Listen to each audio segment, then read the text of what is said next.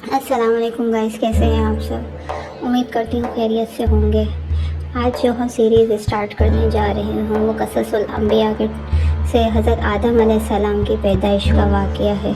उम्मीद करती हूँ आप लोग इस सीरीज़ में मेरा साथ देंगे और इन वीडियोस को ज़्यादा से ज़्यादा पसंद करेंगे, ताकि इसी तरह की मालूमाती वीडियोस मैं आपके साथ शेयर करती रहूँ।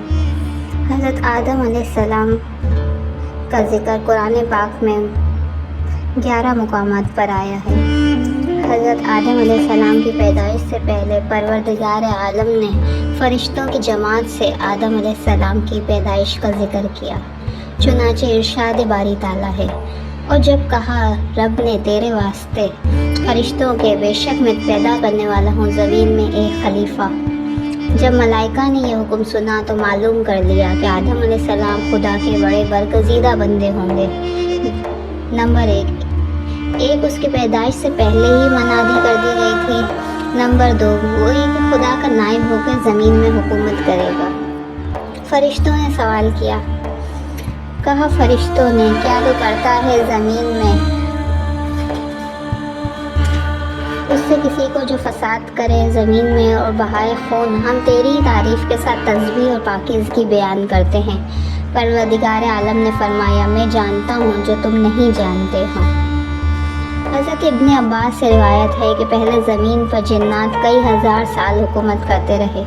सब ज़मीन पर काबिज़ थे, हैवानात नबातात से नफ़ा उठाते थे और आसमान पे आते जाते थे। फिर जिन्होंने फ़साद मचाया, खून रेज़ी शुरू की। फिर परवरदिगार आलम जल्ला जलालहू ने आसमान दुनिया के फ़रिश्तों को हुक्म दिया कि जिनों को ज़मीन से दूर कर दो, ताकि उनकी आलूदगी से ज़मीन पाक हो जाए। फिर फरिश्तों ने खुदा के हुक्म के मुवाफिक जिनों को मार मार के पहाड़ों और जंगलों जजीरों में पहुंचा दिया। इब्लीस लाइन भी उन्हीं में से एक था। उसका नाम इज़ाज़ील था और इल्म व इबादत के सबब से जिनों में मुमताज़ और अलग था और फरिश्तों में रहता था। और वो भी फरिश्तों के हमरा आसमान पर गया और उज़र बनाया कि मैं और मेरी औलाद इन फसादों में शरीक नहीं थे। हक़ ताला ने उसको फ़रिश्तों की सिफारिश के सबब से मारने और निकालने से महफूज रखा।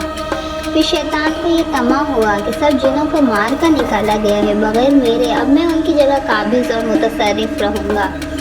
फिर इबादत में ज़्यादा कोशिश करनी शुरू की। जब आसमान की तरफ दुनिया के फ़रिश्तों को कोई हुक्म इलाही पहुँचता तो ये लाइन फ़रिश्तों से भी पहले इस काम को पहुँचता और फ़रिश्तों के साथ इस काम को सर अंजाम देता।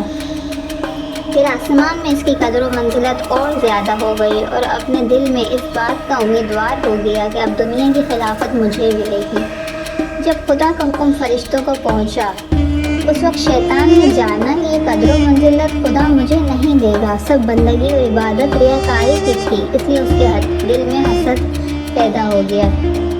जिन्नात कई हज़ार साल आदम अलैहिस्सलाम की पैदाइश से पहले दुनिया पर आबाद थे।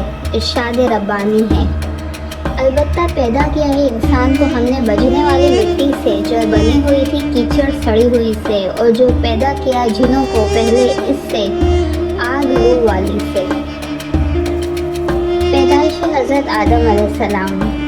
परवरदिगार आलम जल्ला जलालहू ने जब आदम अलैहिस्सलाम को पैदा करना चाहा तो हज़रत जिब्राईल अलैहिस्सलाम को फरमाया कि रोए ज़मीन से हर रंग की मिट्टी, सफ़ेद, सुर्ख, स्याह, शोर और शीरीन नरम सख़त में से एक मुश्त खाक उठा कर लाओ, मैं एक मखलूक पैदा करता हूँ। जब हज़रत जिब्राईल अलैहिस्सलाम ज़मीन के पास गए और चाहा कि एक मुश्त खाक उठाए तो ज़मीन ने पूछा, किस वास्ते इतनी मिट्टी कम करता है।